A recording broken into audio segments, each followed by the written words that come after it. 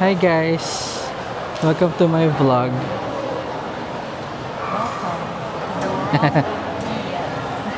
Yung sasalita, dito yung mic.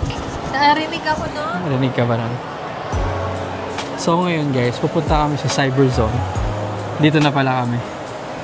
Bibili kami ng Insta360 X5. X5. Wala palang ganun.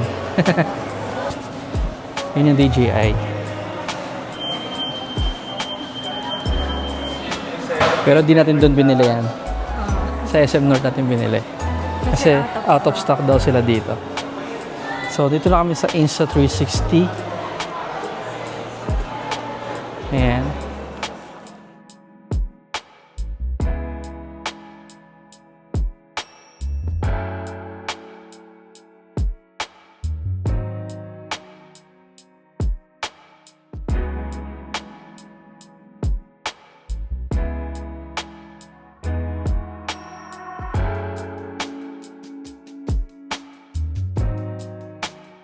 Sige, yan yung nag-message kanina. Hello sir, yes sir. Yung sa X5. X5. Apo. Dito tayo dito sir. Sige. Okay lang mag-video kaya. Ano tawag dun? Stick kasi walang kasamang bundle yan. Yeah. Standard.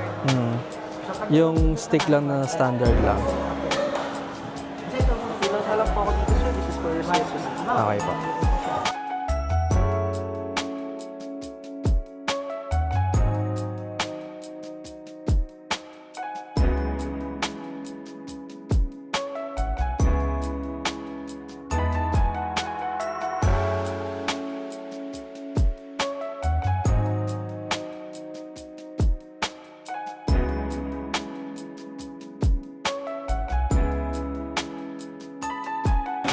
Meron na tayong Insta360 X5.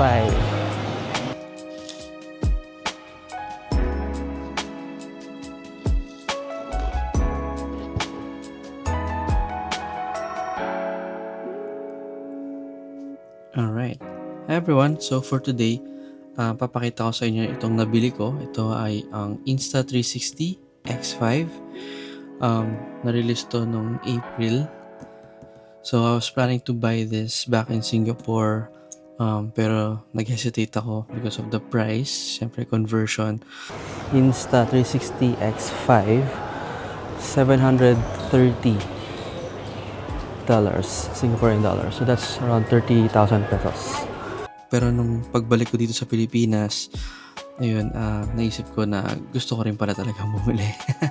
So I got it at a higher price kasi local na siya. As we all know, mas murang bumili ng gadgets sa Singapore. Especially, meron din silang GST tax refund. So, yun. So, ito, nagamit ko na siya actually. I've been testing this out for almost a month na. So, very quick lang. Pakita ko lang kung ano yung tsura ng box. Ayan siya sa loob. And then, nandito yung manual. Yung sticker pang linis ng what do you call this? Speaker grill. Or yung noise reduction nila. And also yung carrying pouch. So, andito siya. Ayan. I don't actually use this kasi sobrang sakto lang siya for the X5. And I have a couple of accessories with me. So, I also bought the Insta360 Invisible Stick. Ayan. Kasi this bundle doesn't come with anything. Ito yung standard bundle nila eh. So, they don't have the creator combo and yung essentials.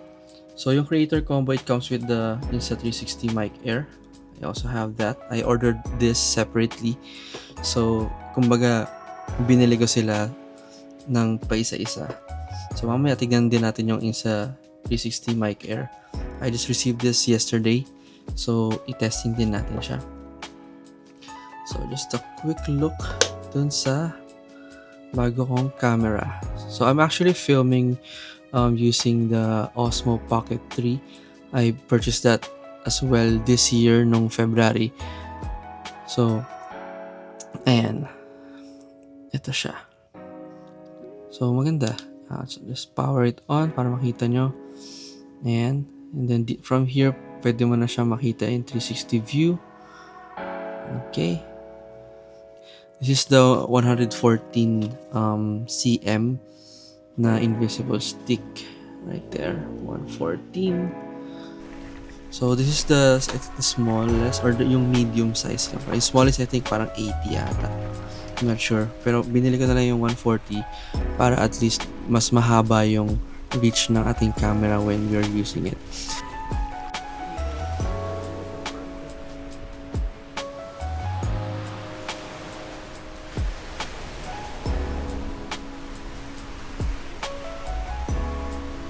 Ngayon, tignan natin yan. Set aside lang natin dito.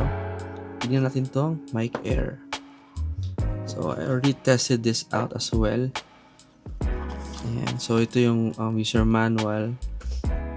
And then you get this carrying case. Wala na sa box. So, move natin yan dyan.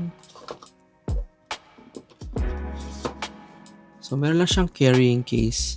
No Insta360 branding. Sana meron silang nilagay. Ayan. So, you get to have the lanyard.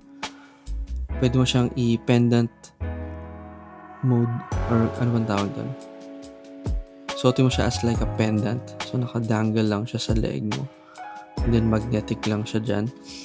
And then, you have here the charging dock, which I don't like by the way because it's not Type-C. And also, syempre, you don't want to be carrying this para lang i-charge yung mic mo. Pero overall, I think based on the reviews, matagal ang battery life ng Mic Air.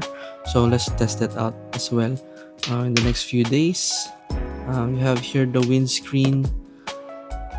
Meron lang siyang rubber protector around the whole unit ng Mic Air. And then itong dead cat. Ito yung mismong mic. Ayan. That's the microphone. Very small lang siya. As in. So, let's check something for comparison. So, I believe you all have this dahil meron tayong mga SD cards. So, ganyan lang siya kalaki. Yan. Diba? Very slim and low-key na microphone. So, if you want to use this instead of the DJI Mic 2, maganda rin tong Insta360 Mic Air. Similar siya sa Mic Mini ng DJI, pero I don't have that. So, I bought this instead. Okay. So, doon muna tayo sa mga other accessories niya. You have the clip. Alligator clip. Yeah. And then you have the button magnet. So you put this behind your t-shirt or collar and then didikit na lang siya. Just like that. Galing. Diba? Eh, medyo malakas yung magnet. So far nung na-test out ko siya, medyo makapal yung damit ko. Hindi naman siya natanggal or na-move. But I'm not sure with the noise pagka nag-scratch siya sa mismong cloth ng damit natin. Pero we'll test that out as well. And everything is magnetic. So, ayan. Ayan. Hirap na tanggalin. And ito yung, I think, pinaka gusto ko is yung pendant style. Ayan. Ganyan lang siya. Very nice. So, na-pair ko na rin to sa aking X5. So, one thing na maganda rin dito sa Mic Air is once na ma-pair mo siya, it's connected via Bluetooth.